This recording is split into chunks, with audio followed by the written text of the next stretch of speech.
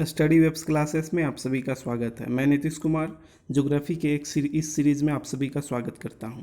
दोस्तों, अभी हम लोग महेश बर्नवाल सर की ज्योग्राफी का सीरीज चला रहे हैं, जिसका ये तीसरा वीडियो है। इससे पहले हम लोग 2 वीडियो में भारत की का इंट्रोडक्शन देख चुके हैं पहले वीडियो में, और दूसरे वीडियो में हम लोग भारत की आंतरिक संरचना के बारे में पढ़ा था। तो आपने अगर वो दोनों वीडियो को नहीं देखा है तो लिंक डिस्क्रिप्शन में दिया जाएगा, आप उसको पहले जाकर देख सकते हैं, या हमारे चैनल स्टडी वेब्स क्लासेस की प्लेलिस्ट में भी जाकर देख सकते हैं, उसका भी लिंक डिस्क्रिप्शन में दे दिया जाएगा।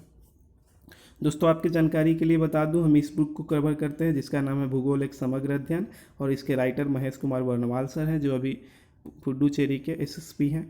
और ये बहुत ही अच्छा बुक है। इस बुक के बारे में भी मैंने अपने चैनल पे बताया है, इस बुक का रिव्यू दिया है, तो आप उसको भी देख सकते हैं। चलिए, आज का जो टॉपिक है वो है भारत की भू आकृति। कल हम लोग भारत की आंतरिक संरचना को पढ़े थे कि भारत का जो भूभाग है उसके अंदर में किस तरह की संरचना है, उसके बारे में हमने जाना था। उसमें मेन रूप से चट्टानों के बारे में पढ़ा था। आज हम लोग ये जो पढ़ेंगे इसमें भू आकृति यानी धरती के ऊपर की चीज़ों के बारे में जानेंगे, और ये जानने का प्रयास करेंगे कि भारत की भू आकृति को कितने भागों में बांटा गया है। इसके अलावा जब हम बांटेंगे उसको, तो उसमें हम लोगों को एक जो भाग मिलेगा वो मिलेगा उत्तर भारत का विशाल पर्वत क्षेत्र, जिसको हम लोग हिमालय कहते हैं। तो मेन रूप से आज हम लोग हिमालय के बारे में ही पढ़ेंगे। और इसके अलावा जो भारत के जितने भी दर्रा हैं, जैसे बुर्जिल दर्रा हो गया, इसके बाद जोजिला दर्रा, ये सारे चीज़ों को हम लोग मैप में देखेंगे और देखेंगे कि ये दर्रा किस राज्य में स्थित है और इससे कहाँ जाने वाला सड़क मिलता है, या कहाँ जाने की मार्ग इससे गुजरता है। देखिए दोस्तों, दर्रा का मतलब ही होता है, दर्रा 2 पहाड़ी क्षेत्रों के बीच का जो एरिया होता है, जहाँ से आने जाने की रास्ता निकली हुई होती है, उसी को दर्रा कहते हैं। तो उसके बारे में जानेंगे, और टोटल हम लोग हिमालय के बारे में जानेंगे। बहुत रोचक ये वीडियो होने वाला है दोस्तों, तो आप अंत तक देखिएगा। ये वीडियो आपको बीपीएससी, बिहार दरोगा, बिहार एसएससी और जितने भी एग्ज़ाम होने वाले हैं अभी आगामी, उन सब में ये बहुत ही हेल्पफुल होगा, क्योंकि ये जो बुक है बहुत ही अच्छा बुक है, और ये यूपीएससी से लेकर बीपीएससी, रेलवे, एसएससी सबके लिए उपयोगी है। तो चलिए हम लोग वीडियो को स्टार्ट करते हैं और चलते हैं भारत की भू आकृति की ओर। तो चलिए दोस्तों, शुरू करते हैं। ये तीसरा चैप्टर है इंडियन ज्योग्राफी का, भारतीय भूगोल का। इसको हम लोग देखते हैं। कहा जाता है कि भारत विभिन्न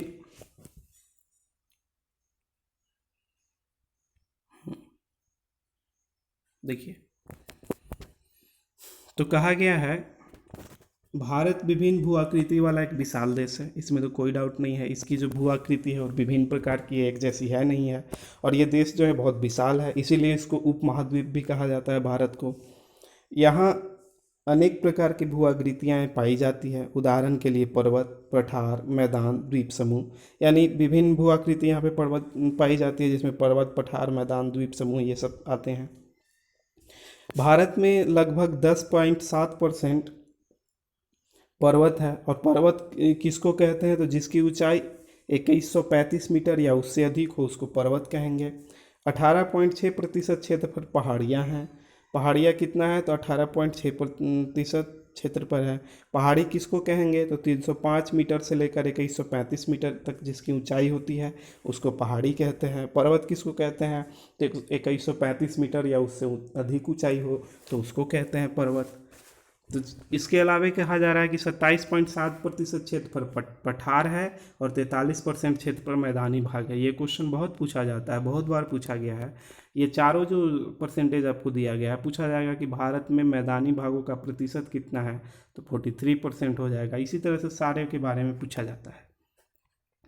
आगे कहता है कि इस प्रकार उच्चावन एवं संरचना के आधार पर भारत को 5 भूभागों में भारत को 5 भूआकृतिक विभागों में बांटा गया है।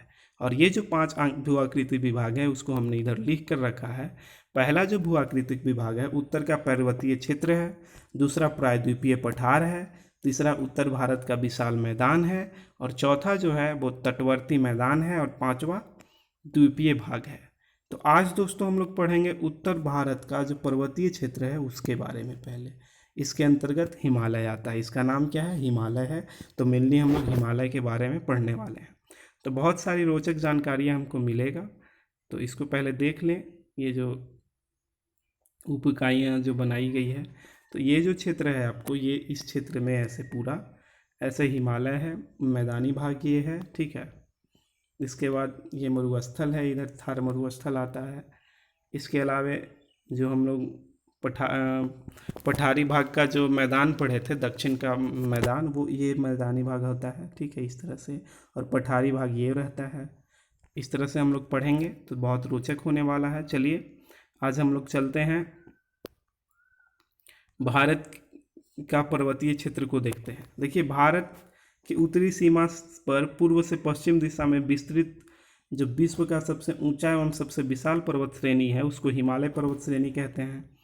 और किस तरह से है, तो ये इस तरह से है। मान लीजिए ये अगर भारत है तो इस तरह से फैला हुआ है। ये किधर से आया है, तो पूर्व से पश्चिम, इधर पूर्व है तो पूर्व से ये पश्चिम की ओर आया हुआ है, इस तरह से, ठीक है। यह विश्व की नवीनतम मोड़दार पर्वत है, वलित पर्वत जिसको बोलते हैं। तो ये किस तरह का पर्वत है हिमालय, तो वलित पर्वत है या मोड़दार पर्वत है। इस पर्वत क्षेत्र में के पश्चिम भाग में नंगा पर्वत के निकट एवं पूर्वी भाग जो है मिस्पी पहाड़ या नामचा बरवा के निकट दो तीव्र अक्ष संघीय मोड़ मिलता है, जिसको हेयर पिन टर्न भी कहते हैं। तो इस तरह का मोड़ मिलता है। जब हम लोग हिमालय को देखेंगे तो आपको पहले मैं हिमालय की आकृति दिखा दे रहा हूँ। यही है हिमालय, ठीक है दोस्तों। तो ये जो है पूर्व से पश्चिम की ओर फैला हुआ है। आप देख सकते हैं कि यहाँ से पूर्व से पश्चिम की ओर फैला हुआ है। और जिस मोड़ की बात किया जा रहा है वो यहीं पर यही मोड़ है। यहाँ पर देखिए, यहाँ आकर ऐसे मुड़ गया है, तो इसी को बोला जा रहा था कि एक मोड़ है पश्चिम भाग में। और ये पूर्व से पश्चिम की ओर फैला हुआ है। इसी को देखा जाए तो 4 भागों में बांटा जाता है, इस तरह से समानांतर रूप से। तो आप देख सकते हैं 4 भाग कौन कौन से हैं। पहला जो है ट्रांस हिमालय होता है। तो ये जो क्षेत्र है इसको ट्रांस हिमालय बोला जाता है। इसके बाद बृहत हिमालय आता है, ये वाला भूभाग। इसके बाद मध्य हिमालय आता है, ये जो है ये धौलाधर और पीरपंजाली सब श्रेणियाँ मध्य हिमालय में आता है। और नीचे का जो क्षेत्र है उसको शिवालिक कहते हैं। तो इन चारों बंटवारों को पढ़ेंगे। इसके अलावा इसको नदियाँ भी इस रूप में विभाजित करती हैं। जैसे अगर हम लोग सिंधु को देखें तो ये सिंधु नदी है, और यहाँ पे सतलज नदी होगा। तो सिंधु और सतलज के बीच का जो हिमालय है इसको कश्मीर हिमालय कहते हैं या पंजाब हिमालय कहते हैं। इसके बाद सतलज से लेकर काली नदी का जो हिमालय होगा उसका कुछ और नाम है। इस तरह से भी 4 भागों में बांट दिया गया है। तो इसको भी हम लोग आज पढ़ेंगे और बहुत अच्छा तरह से पढ़ेंगे। तो चलिए टॉपिक की ओर चल रहे हैं और इसको बढ़िया से पढ़ने का प्रयास कर रहे हैं।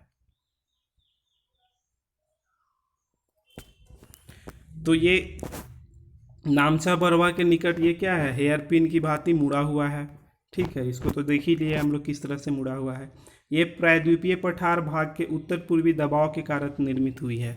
इसका निर्माण के बारे में हम लोग कल भी पढ़े थे कि प्रायद्वीपीय पठार का जो उत्तर पूर्वी भाग है वो उसके दबाव के कारण हिमालय जो है 33 सागर से के बीच से निकल जाता है और उसका भाग बढ़ते जाता है और आज हिमालय के रूप में देखने को मिल रहा है हम लोग को। इसके अलावा नेक्स्ट जो हम लोगों के बारे में बोला जा रहा है हिमालय के बारे में, कि हिमालय की पर्वत श्रेणियां प्रायद्वीपीय पठार की ओर उत्तल और एवं तिब्बत की ओर अवतल हो गई हैं। तो अगर पूछा जाए कि भारत के तरफ का जो हिमालय है वो किस आकृति में है, तो वह उत्तल की आकृति में है। प्रायद्वीपीय पठार मतलब भारत की ओर, तो भारत की ओर किस रूप में है, तो वह उत्तल की ओर रूप में है। और अगर तिब्बत की ओर देखा जाए तो वह अवतल के रूप में मिलेगा।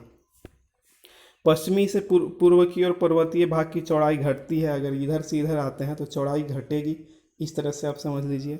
इधर ज़्यादा चौड़ा है और इधर आने पे घट जाएगा, पश्चिम से पूर्व की ओर आने पर, ठीक है।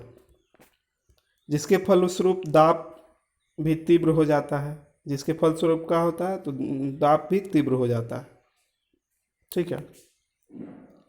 उत्तर के पर्वतीय क्षेत्र को 4 प्रमुख भागों में बांटा गया है। अभी हम जो 4 भागों की बात की थी वही 4 भाग हैं। इसमें पहला भाग जो है उसको बोलते हैं ट्रांस हिमालय क्षेत्र। यह महान हिमालय की उत्तरी भाग है। उत्तरी भाग सबसे ऊपर में जो है, इस तरह से बांटा गया था ना 4 भाग में, तो यह ट्रांस हिमालय है। इसके बाद जो बृहत हिमालय है, इसके बाद लघु हिमालय है और ये जो है वो शिवालिक है। तो अभी हम लोग ट्रांस हिमालय के बारे में पढ़ेंगे जो सबसे उत्तरी भाग में है। इसके अंतर्गत काराकोरम, लद्दाख और जौस्कर श्रेणियाँ आती है। तो पूछा जाता है कि लद्दाख श्रेणी किस हिमालय का भाग है, तो वह ट्रांस हिमालय का भाग है। इसी तरह से काराकोरम और जॉस्कर के बारे में भी पूछा जाता है। इन श्रेणियों का निर्माण जो है हिमालय से भी पहले हो चुका था।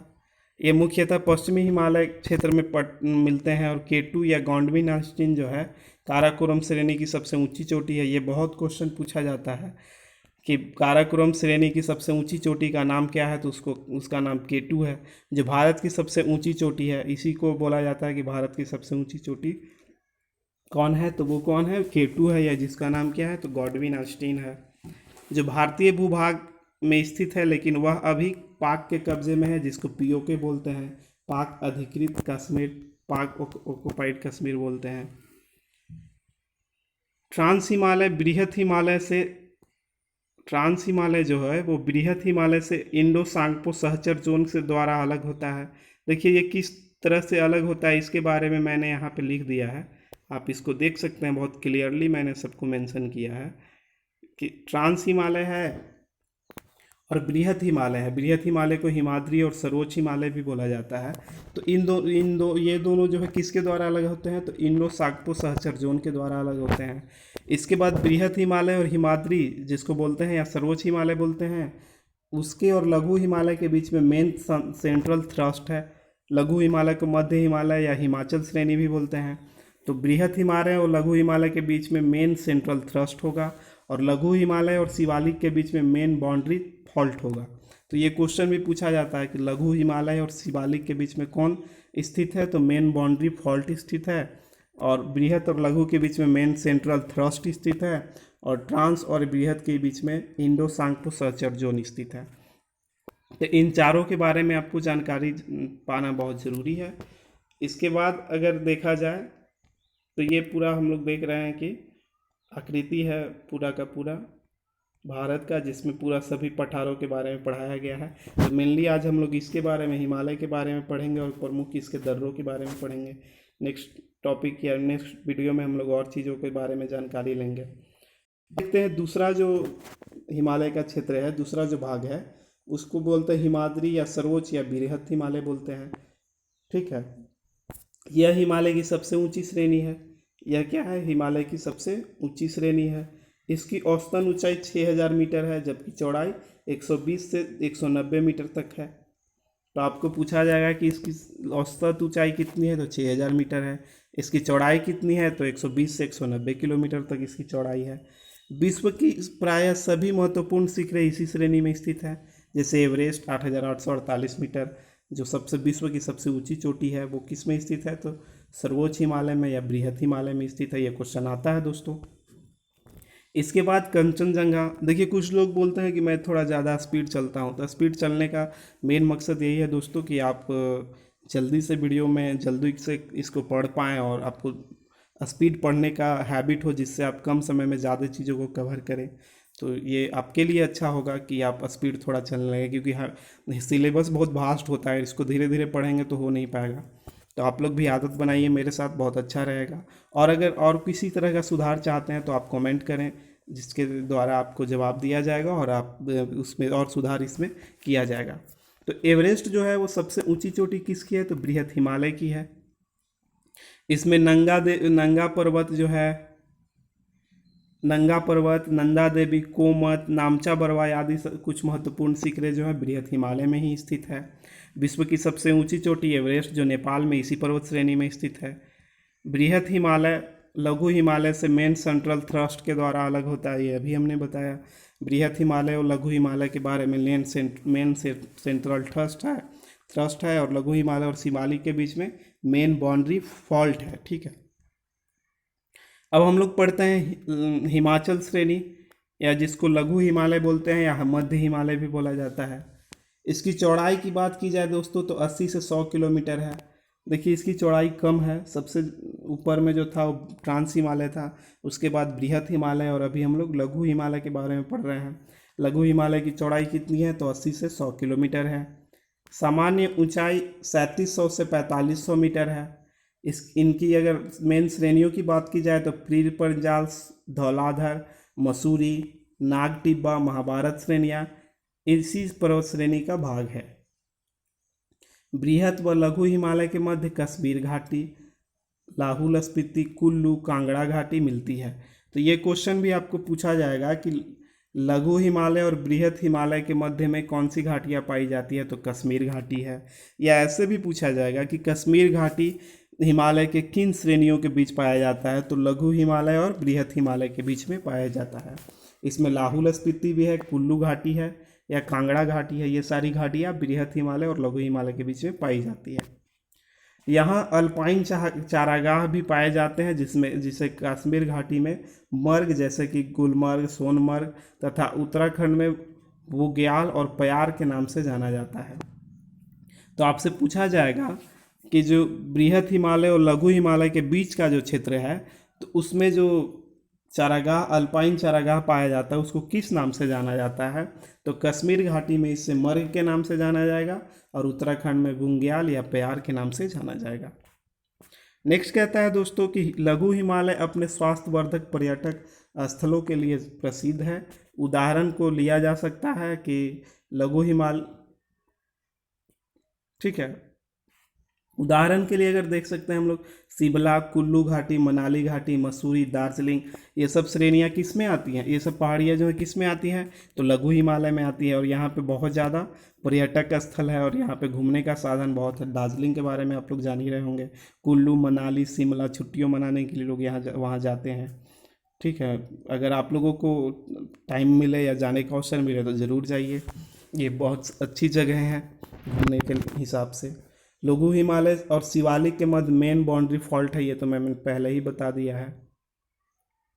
और सबसे अंत का जो हिमालय का भाग है, ये समानांतर रूप से बांटा गया था, तो चौथा इसके बारे में हम लोग पढ़ रहे हैं। जो शिवालिक अर्थात निम्न, इसको बाह्य हिमालय भी कहा जाता है। तो शिवालिक के बारे में जान लेते हैं। यह हिमालय सबसे बाहरी एवं दक्षिणतम यानी निचली श्रेणियाँ हैं, जो हिमालय की सबसे नवीन पर्वत श्रेणी है। सबसे पहले हमने पढ़ा था जब ट्रांस हिमालय को पढ़ रहे थे, जो सबसे उत्तर का जो श्रेणी था, तो उसमें हम लोग देखे थे कि इसका निर्माण सबसे पहले हुआ था। और सबसे अंत वाला जो शिवालिक का पढ़ रहे हैं, तो इसका निर्माण सबसे बाद में हुआ है। यह 10 से 50 मीटर चौड़ा है, इसकी चौड़ाई भी कम है, 10 से 50 किलोमीटर चौड़ाई है। और इसकी ऊंचाई भी कम है, 900 से 120 मीटर की ऊंचाई है। अन्य दो श्रेणियाँ के विपरीत यह खंडित रूप में मिलता है, यानी ये रेगुलर रूप में ऐसे नहीं है कि रेगुलर यहाँ से यहाँ तक है, यह खंडित रूप में मिलेगा, ऐसे जैसे कि इस तरह इस रूप में मिलेगा। कहीं पे ये श्रेणियाँ मिलेंगी, कहीं पे नहीं मिलेंगी, तो ये खंडित रूप में मिलता है। शिवालिक और लघु हिमालय के मध्य कई घाटियाँ हैं, जैसे काठमांडू घाटी। पश्चिम में इन्हें दून या द्रोण कहा जाता, दून या द्वार कहा जाता है, जैसे देहरादून, हरिद्वार।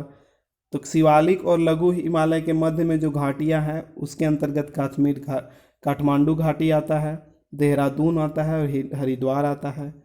खेती की अच्छी संभावना होने के कारण इन घाटियों में लोगों का अच्छा बसाव है। तो शिवालिक श्रेणी में सबसे अधिक लोग रहते हैं।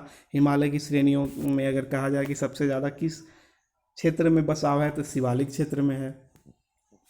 एक जानकारी के लिए आप लोगों को बता दूं कि जो उत्तरी बिहार है, तो चंपारण जो है, पश्चिमी चंपारण में मेनली शिवालिक का कुछ क्षेत्र पाया जाता है। ठीक है, शिवालिक के निचली भाग को तराई कहते हैं। तराई के बारे में आप लोग जान ही रहे होंगे कि हिमालय पर्वत का जो निचला भाग है उसको तराई कहते हैं। शिवालिक के बाद का जो क्षेत्र है, और तराई के बाद फिर जो तराई होता है वो दलदली होता है, वन छादित प्रदेश होता है, यानी कि सबसे निचली भाग में बहुत ज़्यादा वन पाए जाते हैं, और दलदली भाग होता है क्योंकि पर्वतों से जो पानी ढल कर आता है वो इसी भागों में रहता है ज़्यादातर। तराई से सटे दक्षिणी भाग में बृहद सीमावर्ती भ्रंश है। तो तराई के बाद भ्रंश आएगा, मिलता है, जो कश्मीर से असम तक फैला हुआ है। तो ये कहाँ से कहाँ तक फैला हुआ है? कश्मीर से असम तक। क्या फैला हुआ है? तो भ्रंश फैला हुआ है, जिसको फॉल्ट बोलते हैं, ग्रेट बाउंड्री फॉल्ट। ठीक है, अब हिमालय के बारे में कुछ रोचक जानकारियां हैं, इसको हम लोग देख लेते हैं। कहा जाता है कि हिमालय प्रायः धनुष की आकृति में है, पर तिब्बत के पठार के और इसका ढाल मंद है। तो तिब्बत के पठार की ओर ढाल इसका क्या है? मंद है। अतः हिमालय के उत्तर में हिमनदों का जमाव अधिक मिलता है। तो देखेंगे हम लोग, अगर हिमालय के उत्तर का क्षेत्र जो है, उत्तर भाग जो तिब्बत के साथ तरफ है, तो वो तिब्बत के पठार की ओर इसका ढाल क्या है, मंद है, बहुत कम ढाल है। तो उस साइड में हिमनद बहुत ज़्यादा मिलते हैं, यानी बर्फ़ का जमाव बहुत अधिक मिलेगा। जहाँ पश्चिमी हिमालय क्रमिक श्रृंखला में ऊंचाई प्राप्त करती है, वहीं पूर्वी हिमालय अचानक काफ़ी ऊंचाई को प्राप्त कर लेती है। तो अगर बोला जा रहा है कि तो पश्चिमी हिमालय है, इस तरह से अगर हिमालय है तो ये क्या होगा, ये पूर्व होगा, सॉरी उस टाइम हमने बताया था, ये पूर्व होगा, ये पश्चिम होगा। तो पश्चिम हिमालय जो अचानक ऊंचाई प्राप्त कर लेगा, लेकिन इसमें क्रमिक रूप से ऊंचाई में वृद्धि होगी, ठीक है। यहाँ प्रायद्वीपीय प्रखंड में निकली चट्टान जिह्वाओं, जिसको पश्चिम में अरावली पर्वत एवं पूर्व में मेघालय पठार के दबाव से ऐसी तीखे अक्ष संघीय मोड़ मिलते हैं जिससे चट्टानी समूह एक धुरी पर मुड़ गया हो। तो जैसे मान लीजिए भारत का जो पठारी भाग है, तो उसमें जो पर्वत मिलते हैं, जैसे अरावली पर्वत है और पूर्व में मेघालय पठार है, मेघालय का पठार है, तो इन सब के दबाव के कारण इस अक्षसंघीय मोड़ मिलता है। हिमालय कहीं धुरी के रूप में मुड़ गया, जैसे पूर्व में हमने दिखाया था, इस तरह से मुड़ा था। अरुणाचल प्रदेश के पास में अरुणाचल प्रदेश भी इस तरह से मुड़ा है, तो वही उसी की बात की जा रही है।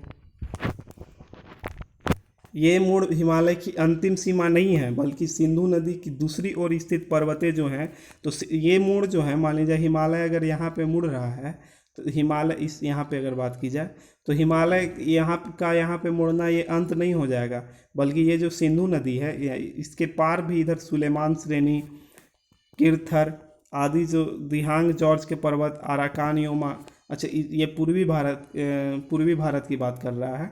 तो जो पूर्वी में जो अरुणाचल प्रदेश में मुड़ेगा, तो उसके बाद भी अराकान योमा वगैरह जो क्षेत्र है, वो भी हिमालय का ही हिस्सा है, ठीक है।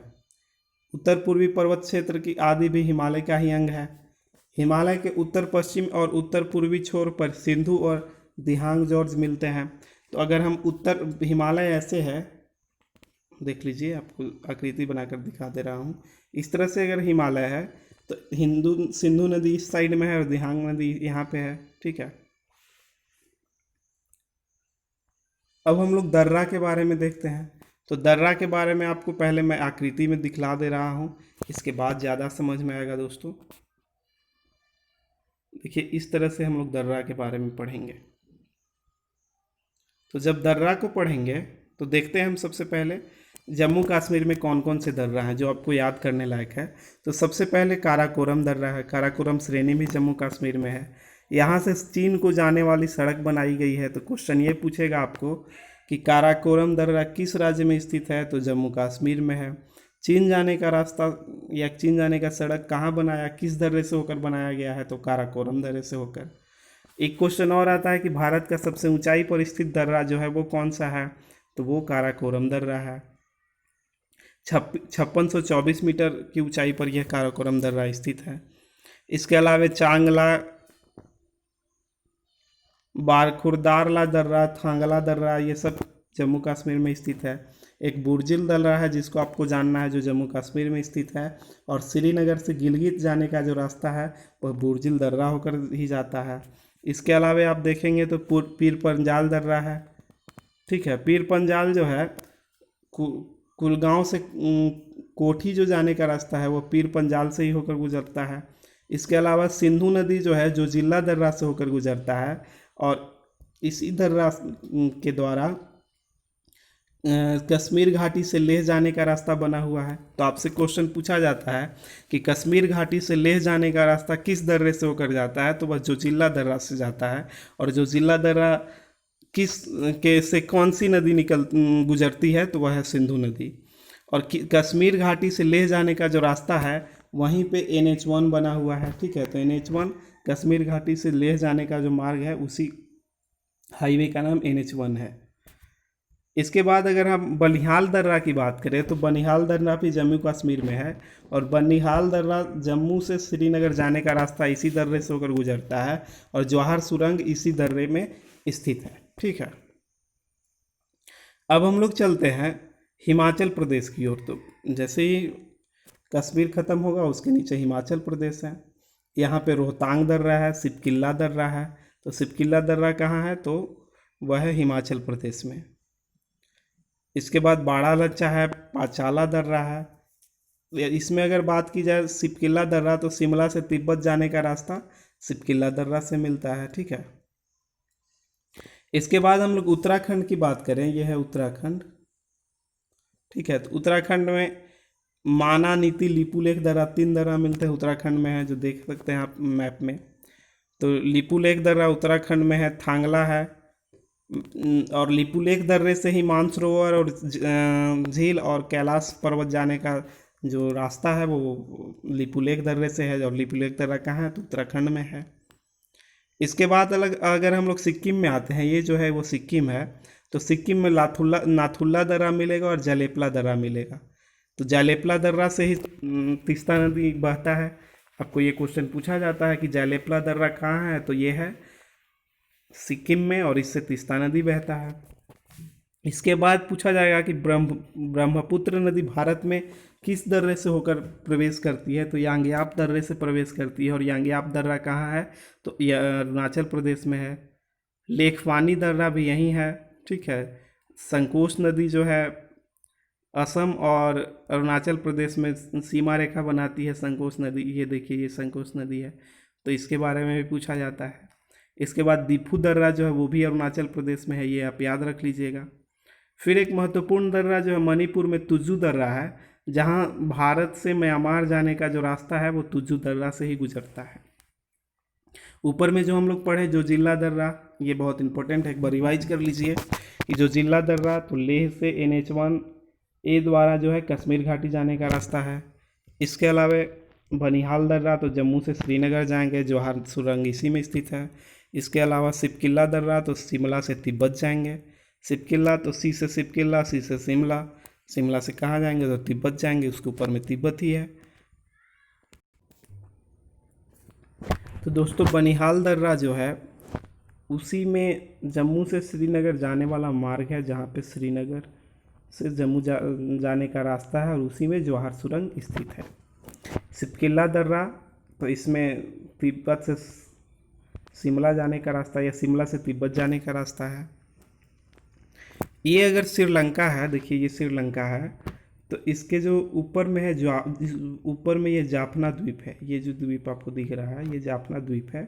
और जाफना द्वीप से जो श्रीलंका है वो एलिफेंटा दर्रा द्वारा अलग होता है। अगर आर्य की बात की जाए, आर्य जो भारत में आए थे प्राचीन भारत में, तो खैबर दर्रा को पार करके ही भारत आए थे मध्य एशिया से। खैबर दर्रा कहाँ है? तो इस साइड में स्थित है, इस साइड में, भारत के इस साइड में स्थित है पाकिस्तान में, तो वहीं से पार करके आए थे, ठीक है दोस्तों। तो चलिए अभी हम लोग ये पूरा दर्रा के बारे में देख लिए। देखिए जो यहाँ पे बताया गया है उसी को मैंने मैप के द्वारा बता दिया है। तो आप इसका एक स्क्रीनशॉट ले लें, आप इसको पढ़ लीजिएगा, ठीक है दोस्तों। दर्रा के बारे में बताया गया है ये पूरा, इसका स्क्रीनशॉट ले लें और इसके बाद इसका भी एक स्क्रीनशॉट ले लें और आप पढ़ लें, एक बार देख लें, याद हो जाएगा आपको। तो चलिए अब हम लोग नेक्स्ट चलते हैं। कहता है कि हिमालय के बारे में देख लेते हैं और जो विभाजन इसका है।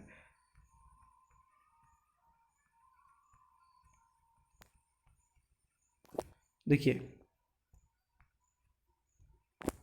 सिंधु, सतलज, ब्रह्मपुत्र जिसको सांगपो बोलते हैं, आदि पूर्ववर्ती नदियों ने हिमालय क्षेत्र में गहरी घाटियाँ, जॉर्ज व कैनियनों का निर्माण किया। हिमालय के उत्थान के दौरान इन नदियों द्वारा निरंतर कटाव से ये निर्मित हुई, यानी कि जो घाटी बनी वह इन नदियों के कटाव से बना, ठीक है। विभिन्न नदियों ने हिमालय क्षेत्र को 4 प्रमुख भागों में एक दूसरे से पृथक कर रखा है, जिसको हम लोग आगे पढ़ेंगे, ठीक है। इस तरह से अगर मैप में देखा जाए तो ये अगर हिमालय है, ये हिमालय बताया गया है, तो ये सतलज नदी है, देख लीजिए ये सतलज नदी है और ये सिंधु नदी है। तो इसके बीच का जो हिमालय है वो पंजाब हिमालय है।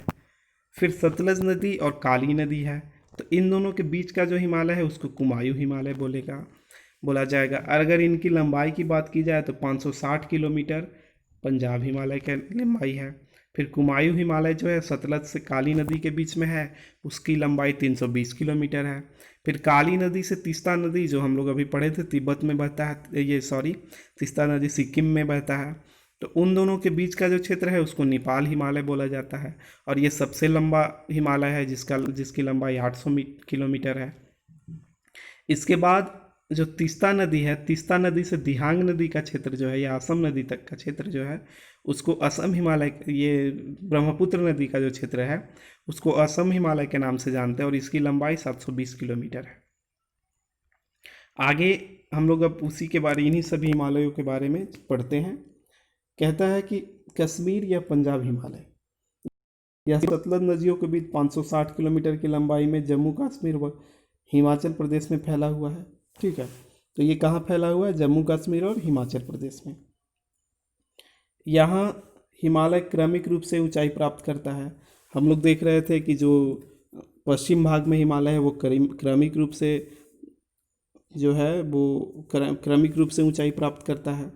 जौस्कर, लद्दाख, काराकोरम, पीर पंजाल, धौराधर श्रेणियाँ जो हैं इसी भाग में स्थित है। हिमालय की चौड़ाई यहाँ सर्वाधिक है एवं 250, इसका जो चौड़ाई है 250 से 400 किलोमीटर चौड़ाई है यहाँ पे। दूसरा जो हिमालय का भाग है वो है कुमायूं हिमालय, और यह सतलज और काली नदियों के बीच हिमालय स्थित है। इसको हिमाचल हिमालय भी के नाम से भी जानते हैं। कुमायूं हिमालय को हिमाचल हिमालय भी कहेंगे। इसकी जो लंबाई है 320 किलोमीटर है। उत्तराखंड राज्य में इसका विस्तार है। नंदा देवी, कोमत, बद्रीनाथ, केदारनाथ, त्रिशूल आदि इसकी प्रमुख शिखरें हैं। नंदा देवी इसी श्रेणी को इसकी सर्वोच्च चोटी है, जो भारत की तीसरी सर्वोच्च चोटी है।